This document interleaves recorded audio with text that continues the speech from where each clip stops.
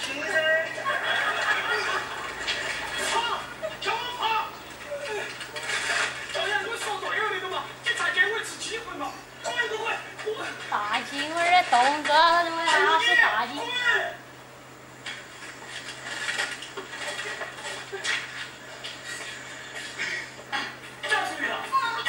幸福帕罗斯代理村长夏季，明晚8点，麻辣烫为你讲述。结果了。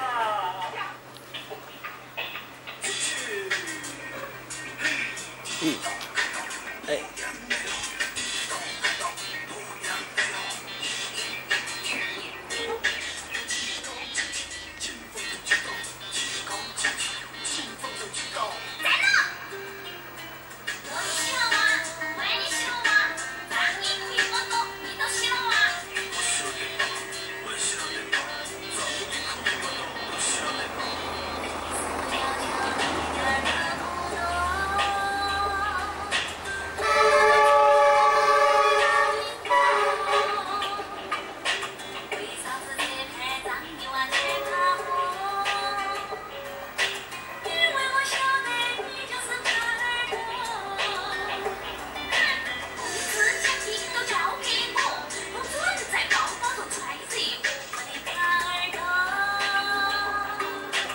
这字对就比较那边一个。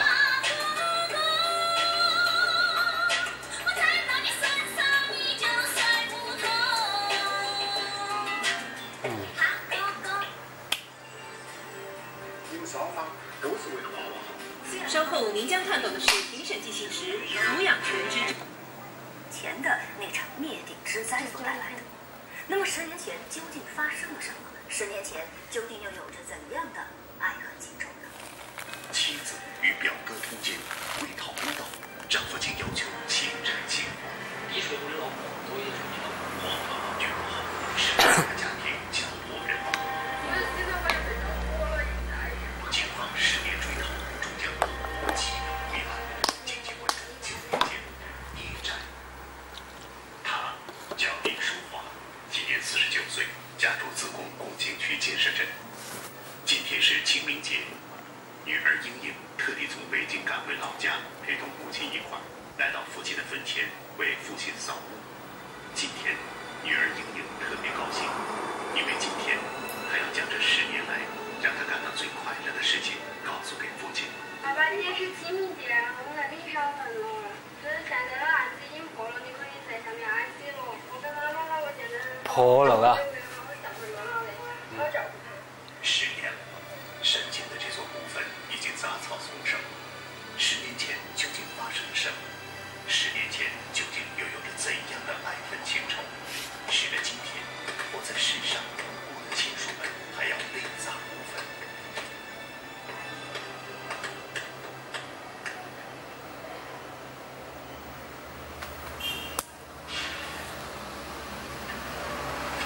死者王学全，男，44岁，自贡市共青区人。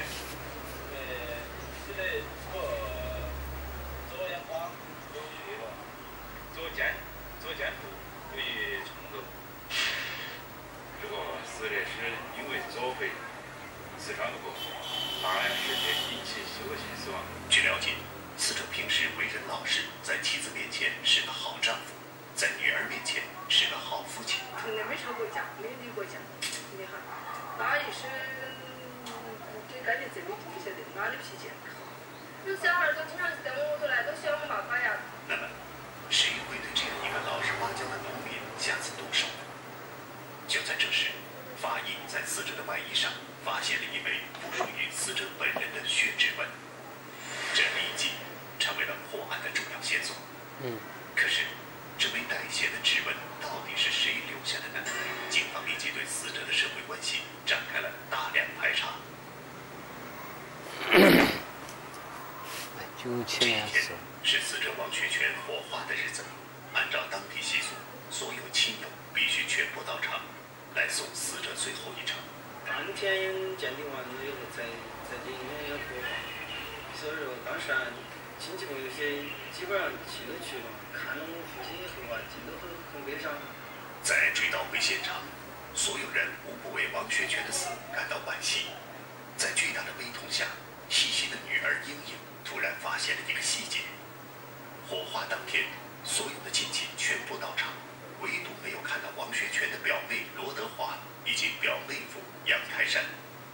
莹莹将这一情况反映给警方，这一反常现象引起了警方的高度重视。专案干警马上来到王学全的表妹罗德华家中。据罗德华称，丈夫杨开山从案发当日起就一直没有回家。警方立即提取了罗德华一家的指纹，很快突出了嫌疑对象。案犯很快就锁定是杨开山。受害者王学全和行为人杨开山，他们本身是认识的，是亲友关系。原来杨开山的妻子罗德华和王学全虽是亲戚，可罗德华和王学全二人的关系却非同一般。罗德华曾经和死者王学全耍过一段时间的朋友，他们实际上也是一个表兄弟关系，但后来的话没耍成。杨开山就和罗德华结了婚，死者王学全也是结了婚。究竟是什么原因使得杨开山杀害自己的亲友？答案只能等到杨开山归案后才能揭晓。目前当务之急是尽快搜寻疑犯下落，防止其逃窜到外地。一张无形的卡网在整个自由时。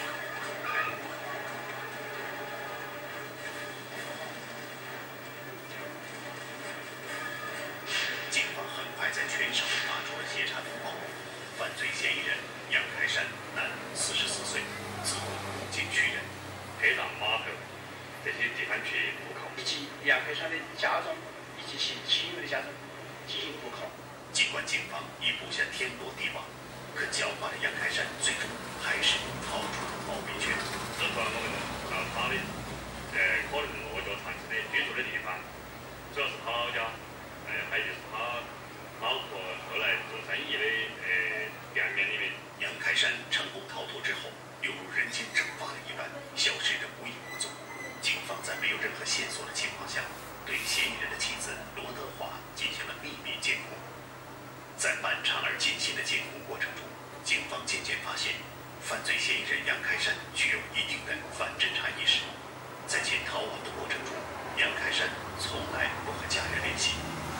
这个使得警方守株待兔的计划应当就是10年。是，然后时间过去了，然后一天天过去了，但就是没人管着嘛。10年前，杨开山可能无法想象，由于自己当年的残忍暴行，使得王学全的家人受到的伤害究竟有多大。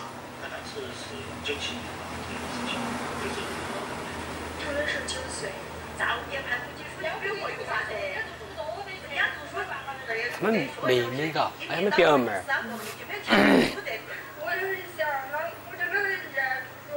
上学读书成为了英英一生的遗憾，可是过早的失去了父爱，更在英英的内心深处留下了永远难以抹去的阴影。10年，你可以理解一个女儿没得爸爸这种心情，你理解得到吧？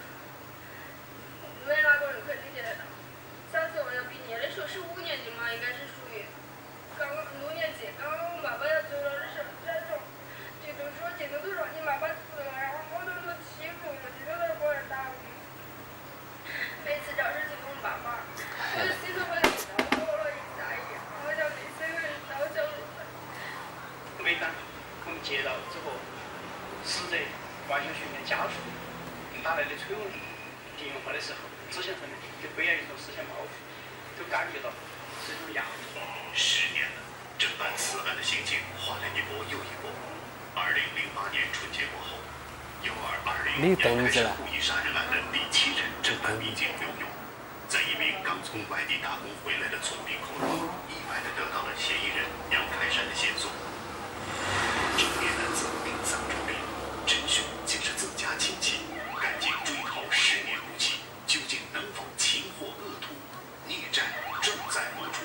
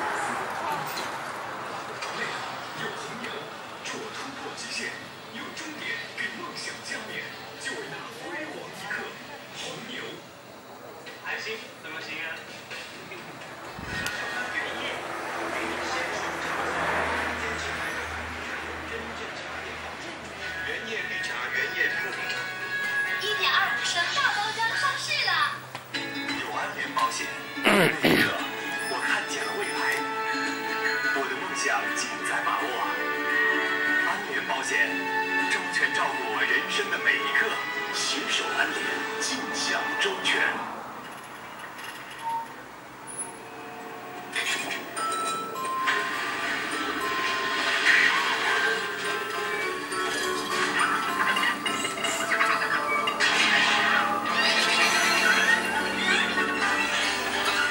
分了，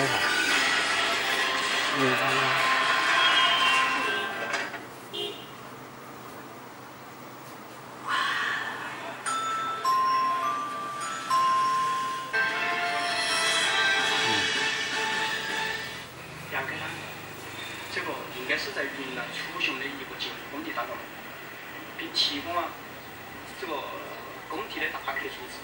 2008年3月27日，在红景分区刑大教导员熊东的带领下，抓捕小组踏上了前往云南楚雄的追逃之路。时间紧迫，抓捕小组必须在几百号人力尽快找出犯罪嫌疑人杨开山。为了避免打草惊蛇，战警们悄悄深入建筑工地，对几百号民工一一进行对比。其中有一个叫范和基的，这一个人的年龄、体貌特征以及他的身高极为符合。这个性格比较内向，从不与其他人交往，也不跟自贡人闹对，而且这个名字也比较特殊。干警立即将这名叫做范火基的民工列为重大嫌疑对象，准备实施抓捕。叫什么名字？啊，你叫什么名字？我叫范国基，哪里人？四川人。哪里？四川。听没听过我是？四川人。你们自贡了哦？咋回事？晓不晓得啥子讲你啊？啊？晓得为啥子讲你？为啥子讲我？哪儿蹦迪编剧的？蹦迪编剧的。晓不晓得他是谁？晓得。啊？你究竟叫啥子名字？范国基。这个是手跑起来的。真的电话呀？你电话呀？侦查要拿出相片来，就问他，你认不认识这个人？他说不认识。让我们进行相片比对，虽然说年龄有些增长，但是总的特征来讲跟相片上也没有好大的变化。然后我就突然就叫出他的名字。自贡攻击的搞到你还有家呀？啊，在找你干子。晓不晓得他是谁？这个都能搞到我。晓得。多见我，你自己晓不晓得是谁？哎呀，心头都该放下来了。他承认了自己的身份，我也对自己10年前杀人的犯罪事实表认不讳。就这样，1997年12205一杀人案犯罪嫌疑人杨开山终于在逃亡整整10年后落网了。杨开山呢，因为情逃了10年啊，所以他非常的压抑。一跟他接触以后啊，一交谈呢，他非常惊叹，觉得有一种强烈的、一种劝说的欲望。我应该做任务，然后他就找别人，找别人，我就就是挂了他，然后他就他这个需要。